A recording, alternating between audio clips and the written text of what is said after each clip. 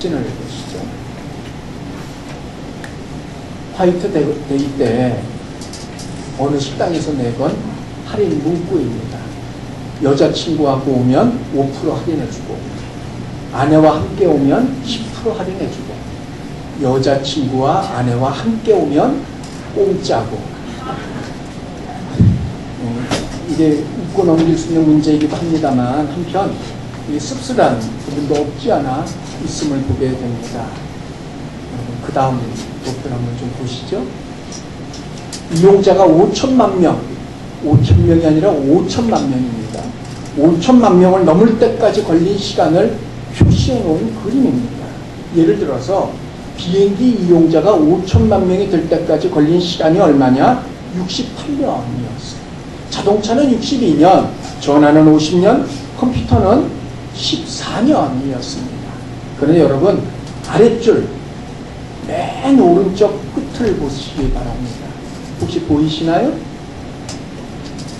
네, 폰허브라고 있습니다. 혹시 찾으셨습니까? 네, 이게 소위 말하면 캐나다의 야동문화입니다. 자, 이걸 이제 서비스해 주는 것인데, 자, 이 인터넷 이용자가 5천만 명이 되기까지 걸린 시간을 한번 보세요.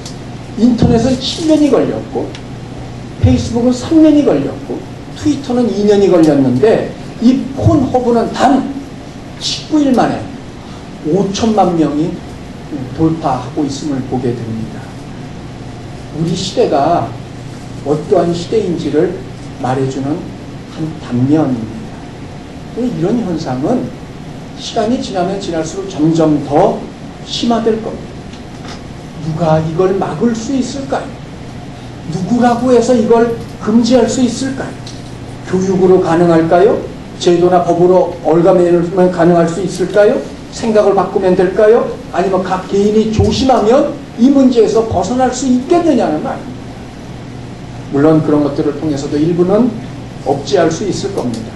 그러나 이 음란의 거대한 물결의 흐름을 막아내기는 역부족입니다. 세상이 그걸 지지하고 있고 그걸 찾고 있기 때문에 그렇습니다. 굳이 일일이 예를 들지 않아도 이미 여러분 스스로가 이 부분에 대해서 잘 알고 계시리라고 생각을 합니다. 그렇습니다. 우리는 지금 그러한 시대, 이러한 시대에 살고 있습니다. 이러한 때, 이러한 시대에 성도들은 어떻게 살아야 될까요? 어떤 태도, 어떤 자세, 어떤 모습으로 이러한 음란의 물결에 맞서야 하겠느냐는 말입니다. 오늘 본문은 데살로니가 성도들을 향한 바울의 당부로부터 시작하고 있습니다. 1절을 보세요.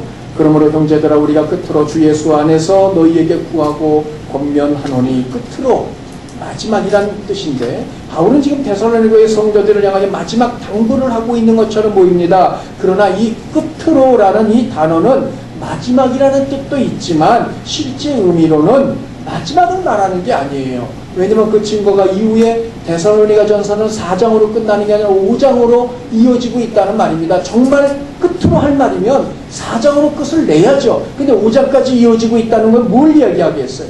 이건 당시 관용적으로 쓰이는 표현이기도 하였습니다. 다시 말하면 내가 한 가지 당신들에게 더 하고 싶은 말이 있습니다 라는 말로 전환할 때 끝으로라는 이 단어를 종종 사용하곤 하였습니다.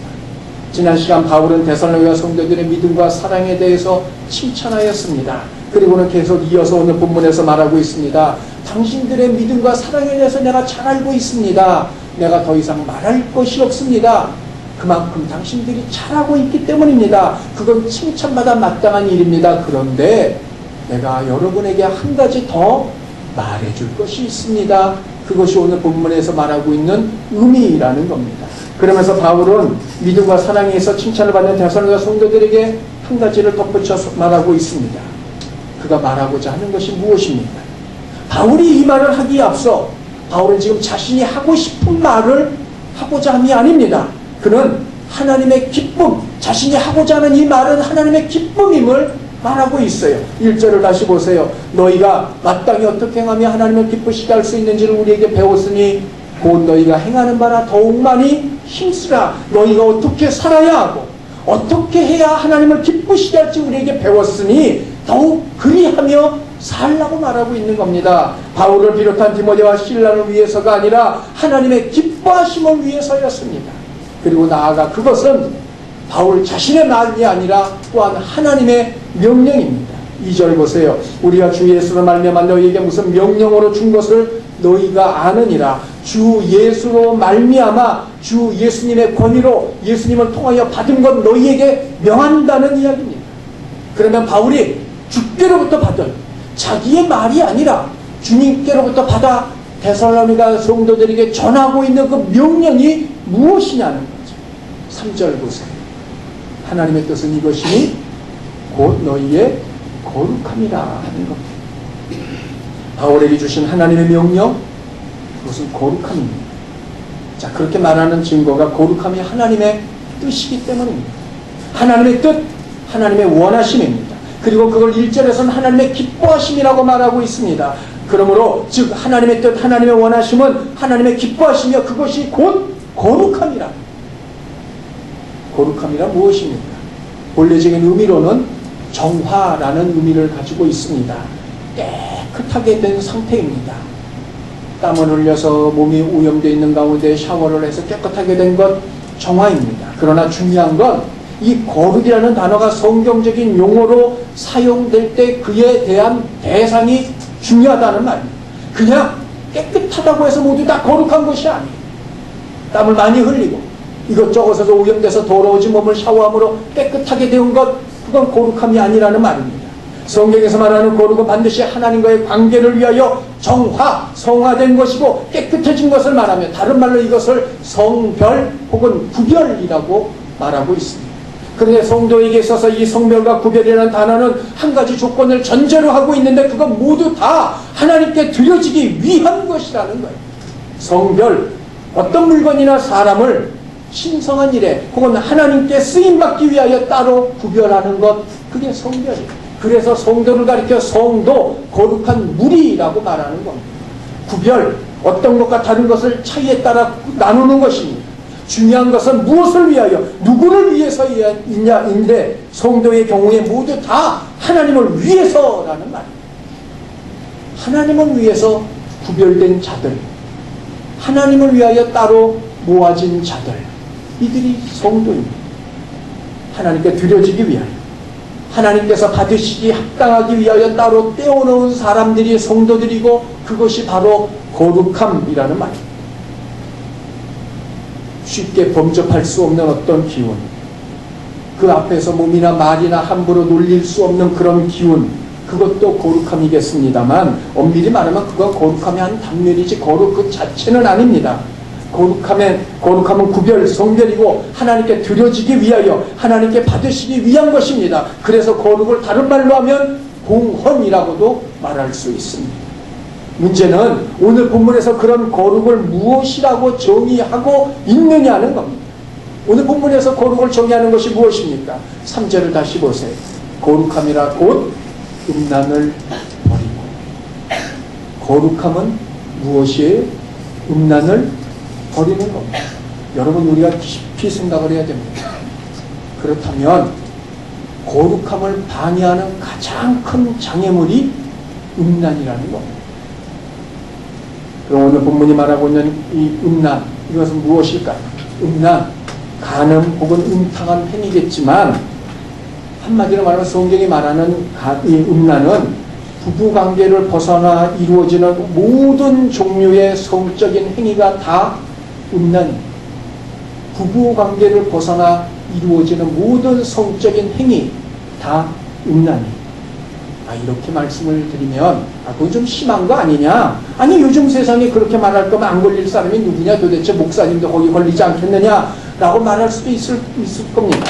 특별히 젊은이들 사이에서 더더욱 그런 생각을 가질 수 있습니다. 세상의 문화 가운데 그런 것들이 하나로 자리 잡고 있기 때문에 그렇습니다. 그러나 이건 지금 세대의 모습이 무엇인지는 우리에게 말해주고 있는 겁니다. 언젠가 다른 교회를 나가시는 어떤 교인 한 분과 대화를 나눈 적이 있습니다. 그분이 그리스도인이죠. 그래서 교회 직분을 맡고 있고 제법 건실하게 신앙생활을 하고 있다는 평가를 받고 있는 분이었습니다. 그런데 그분과 대화 가운데 자녀들 결혼 이야기가 나왔고 그때 그분이 하는 말, 할 수만 있으면 자기 자녀가 결혼시키기 전에 동거를 먼저 시키고 그 다음에 결혼시켰으면 좋겠다는 거였어요. 일단 제가 기가 막혔습니다만 편하지 않고 이유를 물었어요.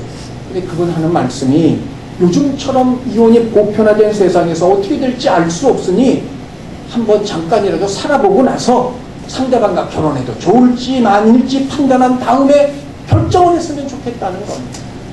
물론 그분의 심정을 모르는 게 아닙니다. 100번 이해하고도 남습니다. 그래서 저 또한 오죽하면 저런 말을 할까 하는 마음으로 그냥 진심이 아닌 그냥 넋두리로 그분의 말씀을 받았어요. 근데 만일 그게 아니고 넋두리가 아니고 그래서 정말 자녀들의 그런 모습을 기꺼이 수용할 수 있다면, 나아가 그걸 자녀들에게 권하고 있다면 그건 문제가 다릅니다. 이런 제 말씀이 거슬리고 부담이 되는 분들도 계시겠습니다만 본문이 말하고 있기 때문에 여러분에게 말씀을 드립니다. 100번 이해하시고 들어주셨으면 합니다. 제가 이 본문을 대하면서 그리고 고린도서나 혹은 로마서를 대할 때 또 지금 현재 돌아가고 있는 세상의 모습들을 보면서 가졌던 의문 하나가 있습니다. 그건 왜 사단은 하필 다른 것도 아니고 이 성의 문제를 가지고 끊임없이 그리스도인들을 흔들어 타락시키냐는 거죠. 물론 사단은 돈이나 명예나 기타 다른 것들을 가지고도 성도들을 흔들고 있긴 합니다만 변함없이 누구를 막론하고 예외 없이 이 성이라는 주제를 갖고 심지어는 사역자들에게까지 흔들고 타락시키고 있느냐는 거죠. 왜 사단은 그렇게 성에 집착을 하고 그걸 붙들고 늘어지느냐는 겁니다. 이에 대해서 제가 고민을 하다가 의문을 품고 있다가 본문을 대하면서 그 해답을 나름대로 발견을 했습니다. 이에 대한 4가지 해답, 오늘 본문을 중심으로 생각해 보고자 합니다. 첫째, 사단이 그렇게 집요하게 성을 물고 늘어지는 이유, 그것은 하나님의 창조 질서를 깨뜨려서 하나님의 권위에 도전하게 하기 위함인 겁니다. 여러분 4절을 보세요. 각각 거룩함과 존귀함으로 자기 아내 대할 줄을 알고, 우리말로 조금 더 쉽게 옮기면 각 사람은 자기의 아내를 거룩한 존재, 구별된 존재로, 그리고 가장 가치 있는 존재로 대해주라는 말입니다. 당시 이방 세계에서는 합법적으로 남자가 아내 외에 정부나 첩을 둘 수 있었어요. 합법적이었어요. 그뿐만이 아닙니다. 나아가 원하기만 한다면 얼마든지 창조와 몸을 하나로 만들 수 있었어요. 신전에만 가서 제사를 드리고 난 다음에 신전에는 여사제라는 이들이 1000명, 2000명씩 대기하고 있고, 그래서 제사가 끝나면 그들과 더불어 집단적인 호흡이 이루어지던 것이 그때였습니다. 그게 모든 것이 다 합법이었어요. 더욱이 데리고 있는 여자 노예들을 대상으로 성적 놀이개를 얼마든지 마음대로 할 수 있는 시대가 그 시대였어요. 당연히 문화요, 기본적인 가치관이었어요. 그러므로 그런 남편들을 향하여 바울이 이 말을 하고 있습니다. 그러면 여자들은 당하고만 살았냐? 그것도 아닙니다. 네로 황제의 스승이자 철학자이며 연설가였던 세나카가 쓴 글에 의하면 로마 사람들은 이혼하기 위하여 결혼을 하고 결혼하기 위하여 이혼한다는 그가 기록을 남겨놓은 적이 있습니다. 그만큼 그 시대의 문화가 무엇인지를 우리에게 말해주고 있습니다. 심지어 어느 경우에서는 어느 집을 방문했을 때 그 집의 안주인이 자기 모든 자녀들을 다 데리고 나와서 소개를 시키는데 뭐라고 소개하는가 하면 얘는 아무개의 자식이고 얘는 아무개의 자식, 이걸 꺼리낌 없이 이야기를 하고 있더라는 말입니다. 남편이나 아내나 그걸 문제 삼지 않고 당연한 것으로 여기는 세상, 그 시대가 바로 그 시대였어요.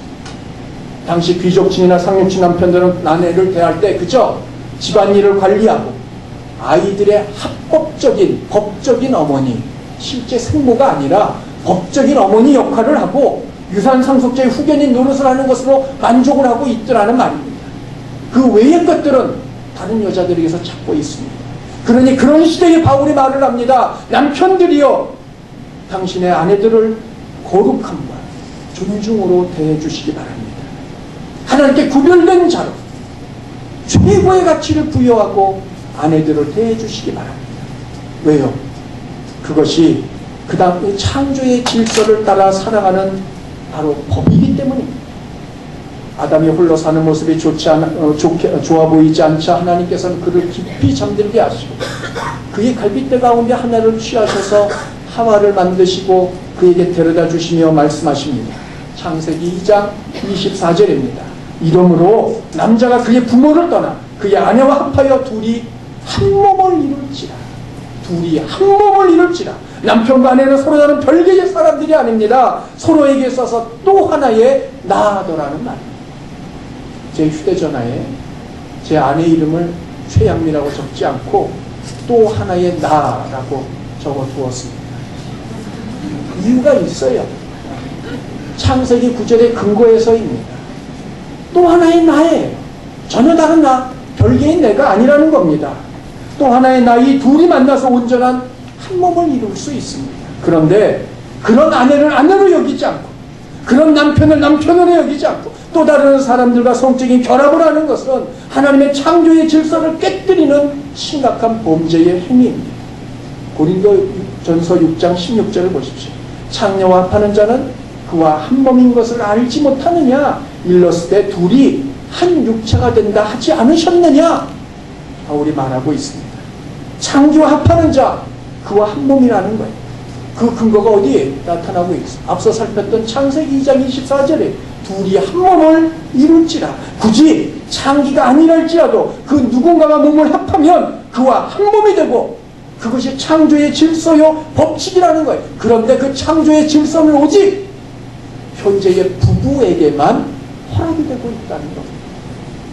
그러므로 남편과 아내가 아닌 또 다른 이들과 몸을 합한다면 그건 부부를 통해서만 한 몸을 이루기를 원하시는 하나님의 법과 질서를 깨뜨리는 일입니다. 그러니 이런 행위는 하나님께서 말씀하신 그 말씀의 권위와 그 말씀을 하고 계시는 하나님의 권위까지 심지어는 그 하나님 자체를 부정하는 것과 다를 바가 없습니다. 사단이 된 이유가 있습니다. 하나님께서 창조하신 질서, 자기의 위치를 지키지 않았기 때문입니다. 유다서 6절을 보십시오. 또 자기 지위를 지키지 않으려고 자기 처소를 떠난 천사들을 이라고 말하고 있어요. 이들이 누구입니까? 사단이요 그의 휘하에 있는 악한 영들이 그들은 모두 다 하나님이 만들어 놓으신 자신들의 위치와 처소를 떠나고 있어요. 자신들에게 부과된 그런 하나님의 법칙을 벗어나고 있다는 말입니다. 있어야 할 곳을 떠난 것, 해야 할 일을 하지 않는 것, 하나님께 대한 고역입니다. 사단이 그 일을 하고 있고 악한 영들이 그 일을 하고 있어요. 그러므로 사람들 역시 또한 자기와 같이 자기 위치를 떠나서 창조의 질서를 깨뜨리고 그런 말미암아 하나님을 거역하게 만들기 위하여 사단은 지금도 끊임없이 성적인 문제를 가지고 성도들을 사역자들을 흔들고 넘어뜨리려 하고 있습니다. 5절을 보십시오. 하나님을 모르는 이방인과 같이 사격을 따르지 말고 하나님을 모르는 원문의 의미를 보면 이건 지식이 없는 무지를 말하고 있습니다만 실제적인 의미로는 무지가 아니라 의식적인 무시입니다. 알다 할지라도 개념치 않는다는 겁니다. 창조의 질서라는 게 무엇입니까? 하나님께서 세상을 다스려 나가시는 법칙이고 질서예요. 그런데 그걸 깨뜨린다는 것은 하나님의 통치요 하나님의 다스림이요 하나님의 하나님 되심을 부정하는 겁니다. 사단이 집요하게 성을 갖고 사람들을 공격하는 이유의 첫 번째, 그렇게 해야 하나님의 창조 질서가 깨뜨려지고 그것이 깨뜨려져야 하나님의 주권이 무시가 되어지고 하나님의 하나님 되심을 부정하는 데 이룰 수 있기 때문에 사람들을 통해 끊임없이 이 일을 가지고 다가오고 있더라는 말입니다. 두 번째, 다른 이들과 관계를 깨뜨리는 일이기 때문에 사단은 이것을 사용을 합니다. 6절 보세요. 이 일에 분수를 넘어서 형제를 해하지 말라. 이 일에 이방인과 같이 세력을 쫓는 일이고 음란하게 사는 일입니다. 분수를 넘어서 하나님이 정해놓으신 그 선을 넘어서라는 뜻입니다. 그 선이 무엇이겠어요? 당연히 부부라는 한정된 선입니다. 그걸 넘어설 때 어떤 일이 벌어지느냐? 형제를 해치게 된다는 거예요. 당시에도 유부녀와의 간음을 아내 도둑질이라는 죄명으로 처리를 했었어요. 심한 경우에는 추방을 하거나 아니면 남녀 둘을 데려다가 사형을 시켰어요. 그게 그 시대 법이에요. 문제는 그냥 법이고 한 번도 실행화된 적이 없더라는 말이에요. 집행된 적이 없어요. 이런 간음은 만연하였고 이 일로 처벌받는 사람이 없었더라는 말입니다. 그래서 바울이 여기서 말하는 의미가 바로 이것입니다.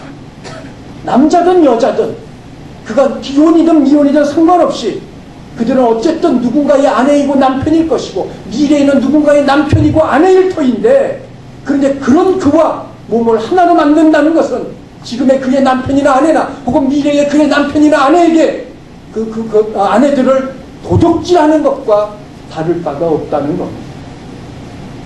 여러분 다음 사진을 한번 보시죠. 이게 작아서 안 보일 수 있어요. 맨 위에 뭐라고 써있죠? 약정서입니다. 약정서가 뭐예요? 두 상대 당사자 간에 약속한 것을 문서화한 게 약정서 아닙니까? 내용이 잘 안 보이시죠? 제가 설명을 드립니다. 내용인즉슨 이래요. 2012년부터 2014년까지 몇 년 동안이에요? 3년 동안 매 해마다 50억씩 현찰로 갚은 을에게 주겠다는 거예요. 그럼 3년 동안 얼마를 벌어요? 150억. 그것만이 아닙니다. 2015년 10월까지 갚은 을을 위해서 미술관을 하나 지어준다는 거예요. 그 금액이 얼마냐? 200억이에요. 그뿐만이 아니죠. 그 을이 살 수 있는 아파트를 하나 구해주는데 27억 한도 내에서, 그리고 리모델링을 할 경우는 3억 한도 내에서. 더 있어요. 어느 기업을 운영하는지 모르겠습니다. 그 기업의 주식 10%를 그 을에게 무상으로 양도했다가 4년 후에는 돈 주고 사겠다는 거예요. 이 약정을 맺고 있습니다. 모두 합하면 갑이 을에게 주는 돈만 현찰로 따지면 380억이에요. 여러분 이거 철부지 장난 같죠? 근데 이 약정서에서 주목할 부분이 하나 있습니다. 약정서 조항 가운데 아항입니다. 잘 보이시지 않겠습니다만 다음 사진이 지금 다음 사진 한번 잘 안 보이시죠? 제가 읽어드릴게요.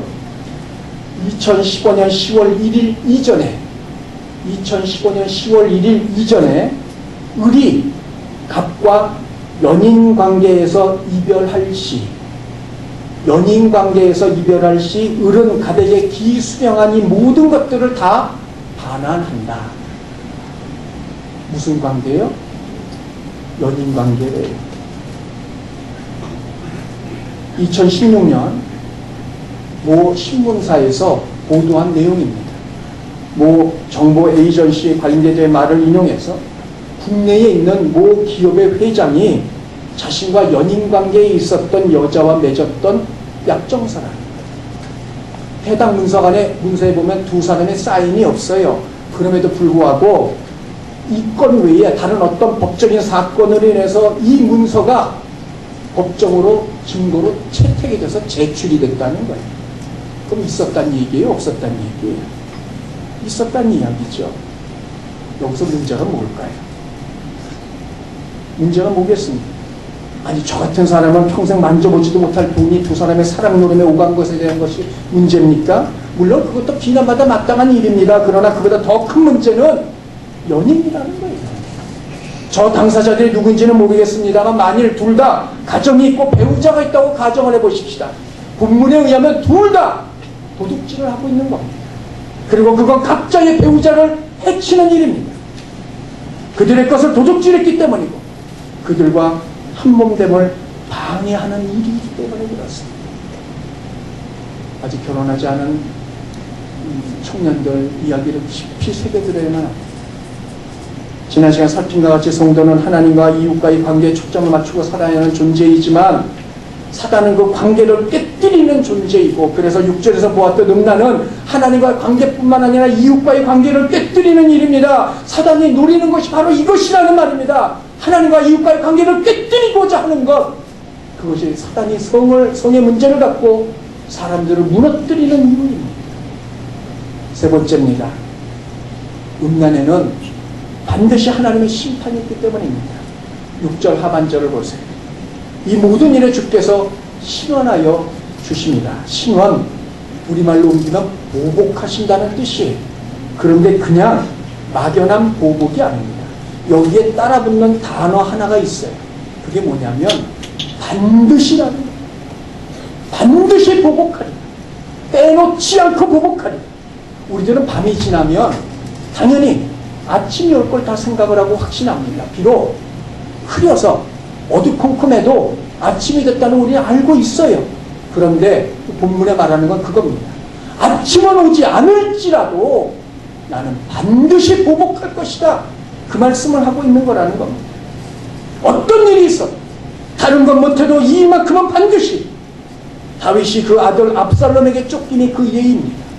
다윗은 분명 밧세바를 통하여 낳은 그 아들 때문에 하나님께 울며 회개하고 통곡을 합니다. 하나님께 용서를 받았어요. 그러나 기억하십시오. 용서가 되었다고 해서 모든 것이 무효로 돌아가는 것이 아닙니다. 용서를 받았기 때문에 생명은 잃지 않았지만 대가는 지불한다는 겁니다. 그 대가가 그리고 압살롬을 통해서 다가온 죽음의 위협이었습니다. 나는 괜찮은데 오히려 그 이후에 더 잘 됐는데라고 말하는 사람들도 있을 수 있습니다. 그러나 꼭 그 일로 해서 망하고 병들고 망신을 당하는 것만이 하나님의 심판은 아닙니다.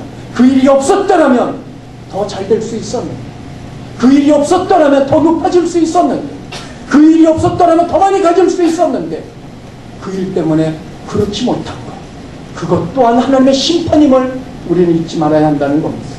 사람이 누리는 것이 바로 이것입니다. 하나님의 형상을 입고 하나님의 부르심을 받은 사람이 하나님의 심판 가운데 있게 하기 위하여, 그리고 그 모습을 바라보며 사단은 쾌재를 부르며 기뻐하기 위하여 성적인 문제를 가지고 그리스도인들을 유혹하고 있습니다. 그냥 넘어가거나 취소되지 않고 무슨 일이 있어도 반드시 그 대가를 지불하게 만드는 일이 바로 이 일이기 때문에 사단은 오늘날도 하나님의 백성들로 하여금 하나님의 심판대 가운데 있게 하기 위하여 이 문제로 성도들을, 사역자를 유혹하고 있습니다. 마지막 네 번째 이유가 있습니다. 하나님의 부르심을 부정하게 만드는 것이기 때문에 그렇습니다. 7절, 8절 보세요. 하나님이 우리를 부르심은 부정하게 하심이 아니고 거룩하게 하심이니 그러므로 저버리는 자는 사람을 저버림이 아니고 너희에게 그의 성령을 주신 하나님을 저버립니다. 하나님의 성도를 부르신 이유는 거룩함을 위해서입니다. 불결이 됐다는 말인데 하나님께서 받으실 수 없는 불결을 말하는 것입니다. 그러나 위생상의 불결이 아니에요. 몸을 씻지 않아서 그런 불결을 말하는 게 아닙니다. 하나님께서 죄로 말미암아 그 사람과 도저히 더 이상 같이 할 수 없는 그런 상황, 그런 사람, 그걸 부정이라고 이야기를 합니다. 하나님께로부터의 버리움이에요. 그러나 진정한 의미에서 이것은 하나님으로부터의 버리움이 아닙니다. 정반대입니다. 8절을 다시 보십시오. 그러므로 저버리는 자는 사람을 저버림이 아니요 너희에게 그의 성령을 주신 하나님을 저버립니다.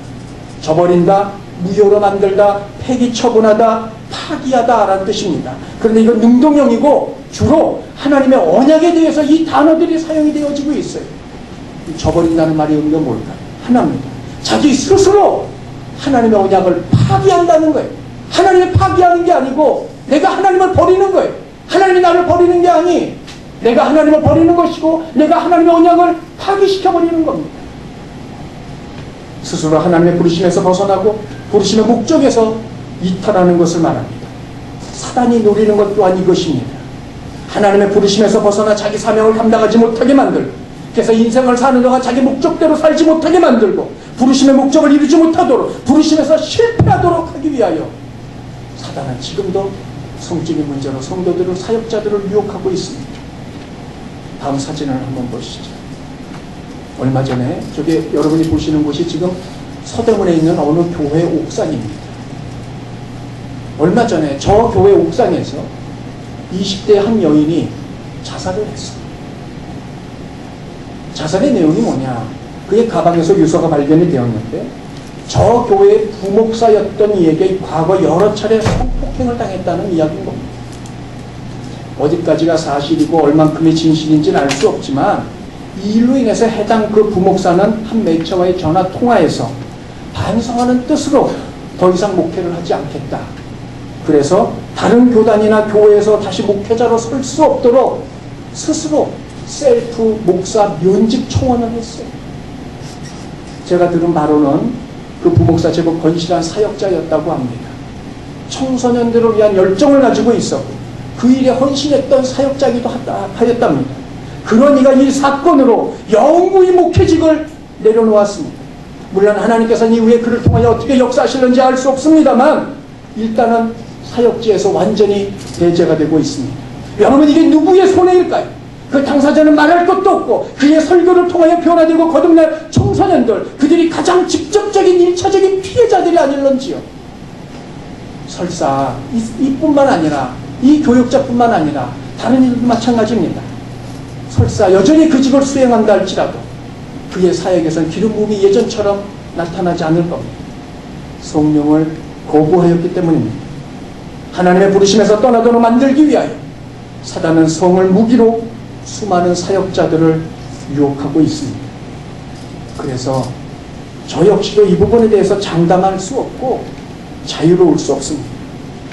그리고 이 부분에 대해서만큼은 여러분 저를 믿지 마십시오. 오해 마세요. 그렇다고 제가 지금 그 일을 벌이고 있다는 이야기가 아닙니다. 이 부분에 대해서만큼은 이 목사는 절대 그럴 일 없을 거야 라고 믿지 마시라는 겁니다. 사단은 저보다 더 지혜롭기 때문입니다. 그래서 제가 알지 못하는 가운데 제가 생각도 못한 방법으로 저를 유혹하고 저를 무너뜨릴 수도 있습니다. 그래서 저를 믿지 마시고 대신 정말 힘을 다해서 사단의 이 관계에 제가 빠지지 않도록 기도해 주시기를 부탁드립니다. 저뿐일까요? 세상에 어느 누가 자신있게 이 부분에 대해서 말할 수 있고 장담할 수 있을까요? 우리 주변에서 일어나고 있는 수많은 사역자들의 음란의 문제로 인하여 한국교회가 지금 홍역을 앓고 있는데 누가 이 부분에 대해서 장담하고 자신이 있어 할 수 있겠느냐 말입니다. 아무도 없습니다. 그러면 우리는 그저 사단이 성으로 유혹하는 그 그물에 걸리지 않기만을 간절히 바라고 그저 사단의 그런 처분만을 기다려야만 하는 것일까요? 이 부분에 대한 본문의 해답이 있습니다. 3절을 다시 읽습니다. 다 함께 읽습니다. 시작. 하나님의 뜻은 이것이니 너희의 거룩함이라 곧 음란을 버리고. 우리를 향한 하나님의 뜻 거룩함입니다. 그리고 그 거룩함은 음란을 버리는 겁니다.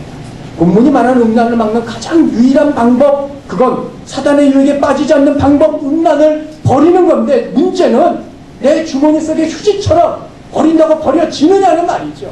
나 음란 버릴 거야. 그러냐고 이 음란이 내게서 완전히 떠나가느냐는 말입니다. 그게 가능하다면 음란에 넘어갈 사람 누가 있겠습니까? 오죽하면 다윗 같은 이도 넘어가고 있겠어요. 그럼 음란의 버림 어떻게 해야 되는 것일까요? 두 가지입니다. 첫째는 피하는 것입니다. 고린도전서 6장 18절 보십시오. 음행을 피하라. 사람의 범하는 죄마다 몸밖에 있거니와 음행하는 자는 자기 몸의 죄를 범하느니라. 다른 죄들은 하나님과 다른 사람들과 관계에서 얽혀있는 문제입니다만 음란만큼은 내가 내 스스로 내게 죄를 짓는 일이에요. 왜냐하면 성도 여러분 누구나 그 안에 성령이 거하고 계십니다. 그런데 성령이 역사하시는 건 거룩함을 위해서입니다. 그럼 거룩함을 무시하고 내가 음란을 추구하고 음란을 따라간다면 내 안에 역사하고 계시는 성령을 무시하는 일이고 그건 곧 나를 무시하는 것이고 그러므로 음란이라는 것은 내 스스로 내게 죄를 범하는 일이라는 말입니다. 그런데 그런 음란에서 벗어날 수 있는 길이 있으니 피함이라는 거예요. 특별히 여기서 말하는 피함은 그냥 움직여가는 게 아닙니다. 원문적인 의미로 보면 빨리 달려서 도망하라는 뜻입니다. 그 자리를 속히 피하는 것. 음란과 맞서 싸워서 이길 수 있는 일은 아무도 없습니다. 그래서 음란은 맞서 싸울 대상이 아니라 피해야 할 대상일 뿐입니다. 요셉이 그 좋은 예입니다. 보디발의 아내가 동침하자고 유혹할 때 요셉은 나중에 누명을 쓸지언정 그 자리를 피했습니다. 나중에 누명이 두려워서 그 자리에 그대로 머물러 있었더라면 오히려 그는 더 큰 화를 당했을 겁니다. 음란은 피함이 상책입니다. 그런 자리에 가지 말아야 되고요. 그런 분위기를 만들지 말아야 하고요. 그런 사람들과 함께하지 말아야 되고요. 그런 생각과 욕구가 떠오를 때 그 생각과 욕구로부터 떨어져 다른 것을 생각하고 다른 것으로 내 관심을 돌려야 한다는 말입니다. 그것도 즉시로 말입니다. 이것이 음란을 피하는 방법입니다. 또 하나는 거룩을 추구하는 것입니다. 교회와 성도의 본질은 거룩입니다. 레위기 11장 45절 보십시오. 나는 너희의 하나님이 되려고 너희를 애굽 땅에서 인도하낸 너희의 여호와라. 내가 거룩하니 너희도 거룩하라. 하나님이 우리의 하나님이 되시고 우리가 하나님의 백성이 되는 비결, 내가 거룩하니 너희도 거룩하라. 거룩한 바로 그것이라는 겁니다. 오늘날 한국교회가 잃어버린 신비 세 가지가 있습니다. 첫째는 말씀의 신비를 잃어버렸습니다. 수많은 강단들이 자기가 하고 싶은 말을 하기 위해서 성경 한 구절을 빗대서 이야기할 때가 많이 있습니다.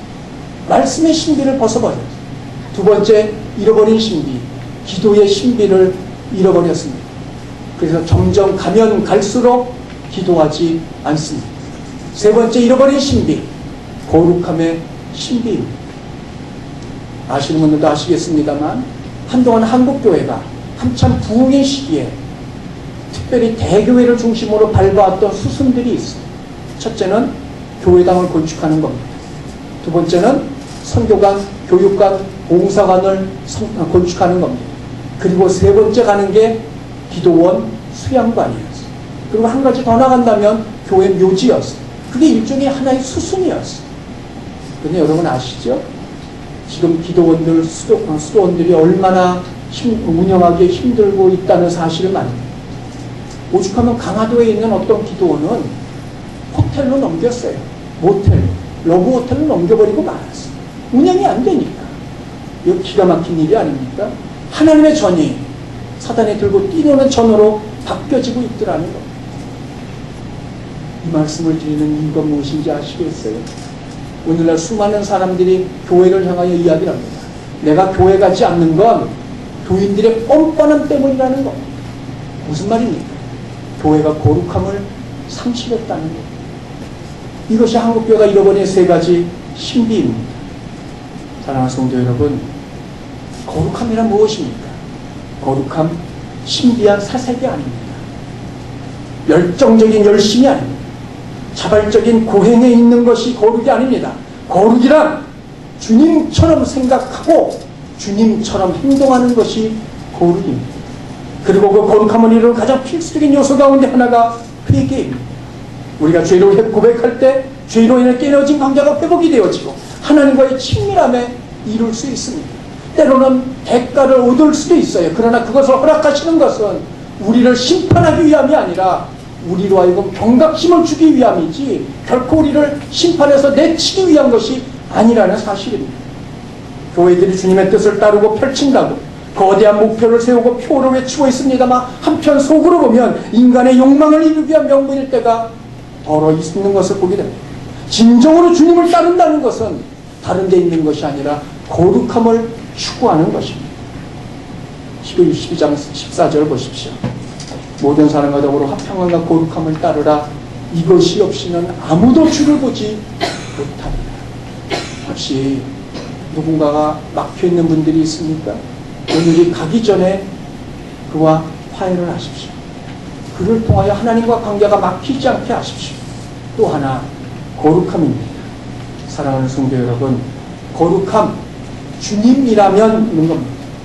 그걸 끊임없이 생각하고 묵상하고 고민하고 나의 삶의 행동으로 옮겨가는 것, 그것이 거룩함입니다. 이 상황에서 주님이라시오. 이러할 때 주님이시라면 저 사람을 주님이 바라보고 계시냐면 무엇을 말씀하실까? 그걸 생각하고 거기에 맞춰 말하고 생각하고 행동하는 것, 그게 거룩함입니다. 거룩함을 위하여 여러분의 마음과 생각과 말에서 음란을 제거하십시오. 농담일지라도 음란의 말들은 입에 올리지 않도록 하십시오. 그것이 내 거룩함을 유지하는 비결 가운데 하나입니다. 사랑하는 성도 여러분, 거룩함을 잘 지키고 확장시켜 나아갈 때 사단의 어떤 유혹으로부터 우리가 벗어날 수 있을 것이고 오히려 그 반대의 거룩함을 유지한 것에 대한 은혜를 누릴 줄 압니다. 바라는 것은 세상 사는 동안 하나님 안에서 거룩함을 잘 유지해 나가심으로 늘 경건한 모습으로 주 앞에 있고 그런 말미암아 하나님의 은혜가 끊임없이 넘쳐나시기를 주의 이름으로 축원합니다.